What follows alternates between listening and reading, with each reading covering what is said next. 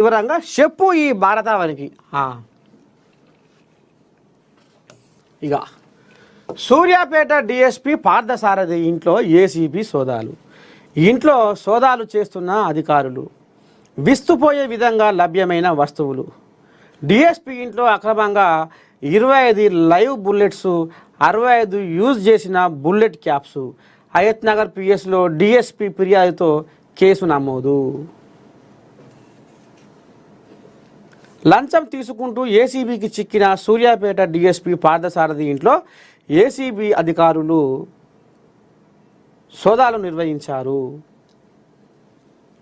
మంగళవారం హయత్ నగర్లోని దత్తాత్రేయ నగర్ కాలనీలో ఆయన నివాసంతో పాటు మరికొన్ని చోట్ల ఏసీబీ అధికారులు సోదాలు నిర్వహించారు.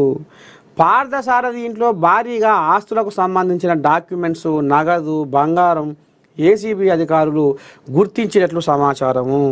ఎలాంటి అర్హత లేకుండా స్కానింగ్స్ చేస్తున్న ఓ స్కానింగ్ నిర్వాహకునిపై అధికారుల నుండి ఫిర్యాదు రాగా నిందితుడిపై చట్టపరమైన కఠిన చర్యలు తీసుకోకుండా నాన్ బెయిలబుల్ కేసు నమోదు చేసేందుకు డిఎస్పి సిఐ లంచం డిమాండ్ చేయడంతో ఆ కేసులో ఉన్న నిందితుడి ఫిర్యాదుతో ఏసీబీ అధికారులు దర్యాప్తు చేసి డిఎస్పి పార్థసారథి, సిఐ వీరరాఘవులపై కేసు నమోదు చేసి వారి ఇండ్లలో దాడులు నిర్వహించారు. ఏమన్నా లజ్జ సిగ్గి ఉందా ఈ డిఎస్పి గానికి, ఈ సిఐ గానికి? కొద్దిగానన్నా మానవత్వం. అరే నాయన, సృష్టి చక్రంలో వృత్తి ధర్మాన్ని పాటించని బతుకు వ్యర్థమని మీకు ఎందుకు తెలియదురా నాయన? నువ్వు ఎంత మెరిసినా నీది ఉట్టితోలే. నువ్వు ఎంత మెరిసినా నీది ఉట్టితోలే. నువ్వు ఎంత మురిసినా నువ్వు మట్టిపాలే. నువ్వు కోట్లు సంపాదించుకొని, కోరికల మీద కోరికలు పుట్టించుకొని, నువ్వు బిల్డింగుల మీద బిల్డింగులు, మిద్దెల మీద మిద్దెలు, మేడల మీద మేడలు, బంగుళాల మీద బంగుళాలు, అంతస్తుల మీద అంతస్తులు, కోట్ల సంపద నువ్వు కాజేసి అక్రమంగా సంపాదించి ఏమి చేసినా నువ్వు ఉద్ధరించేదేంది? నువ్వు చేసేదేంది? నువ్వు చేపేదేంది? ఇవాళ నీ మీద మచ్చ వచ్చి ఇవాళ నువ్వు సంఘంలో దోషివైనవు. రేపు ఈ పశ్చే పరక, ఈ చెడ్డ పడ్డ నీ ఎంట వస్తుందా? నీ ఎంట వచ్చేది ఒక మంచి పేరే, ఒక నీతి నిజాయితీ. అయిపోయి ఇప్పుడు దొంగల రంగలలా కలిసేయాలా వచ్చే మీకు? నువ్వు డిఎస్పీ అయితేంది, ఎస్పీ అయితేంది, ఇంకేదైతేంది. మొత్తానికి పార్థసారథి పచార పాతాల లోకంలో పడిపోయింది. సిఐ వీరరాఘవులు కథ కంచికే పోయింది. వీళ్ళు భూమి మీద బతికినా ఇప్పుడు సిగ్గు తప్పిన బతుకు అంటారు.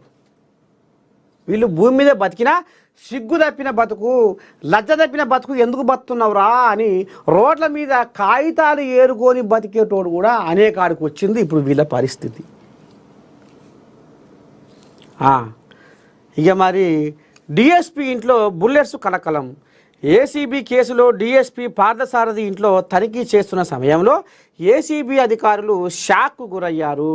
సాధారణంగా ఆ స్థాయి అధికారి వద్ద డిపార్ట్మెంట్ రివాల్వర్ ఉంటుంది, దానికి సంబంధించిన ఓ మ్యాగజిన్ ఉంటుంది. కానీ ఈ అధికారి ఇంట్లో అక్రమంగా ఉన్న 25 లైవ్ బుల్లెట్స్, 65 యూజ్ చేసిన బుల్లెట్స్ క్యాప్స్ను ఏసీబీ అధికారులు గుర్తించారు.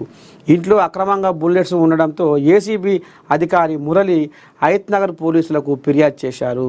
ఈ మేరకు డిఎస్పీ పార్థసారథిపై హయత్ నగర్ పోలీసులు కేసు నమోదు చేసి దర్యాప్తు చేపట్టారు. ఇంట్లో ఏదైతే అర్హత లేకుండా స్కానింగ్ చేస్తున్న ఓ స్కానింగ్ నిర్వాహకునిపై అధికారుల నుండి ఫిర్యాదు రాగా ఈ నిందితుడిపై చట్టపరమైన చర్యలు తీసుకోకుండా నీ మీద ఏం చర్య తీసుకోరా కానీ మాకు లంచవి అని లంచం డిమాండ్ చేసి ఇప్పుడు ఈడ దొంగలే అయ్యారు. మళ్ళా ఇంట్లో ఈయన రామసక్కని మగోని ఇంట్లో 25 లైవ్ బుల్లెట్స్, 65 యూజ్ చేసిన బుల్లెట్ క్యాప్స్ను ఏసీబీ అధికారులు దొరకబట్టి మళ్ళా హయత్ నగర్ పోలీసులకు అంటగట్టిరు. అంటే దొంగ బుద్ధి చూడు. దొంగతనం అనేది మనం చేసుకుంటూ పోతుంటే మన మనసు చెడు మార్గంలో పోతుంటే దాన్ని సవరించుకునే రీతి బుద్ధి ఉండాలి.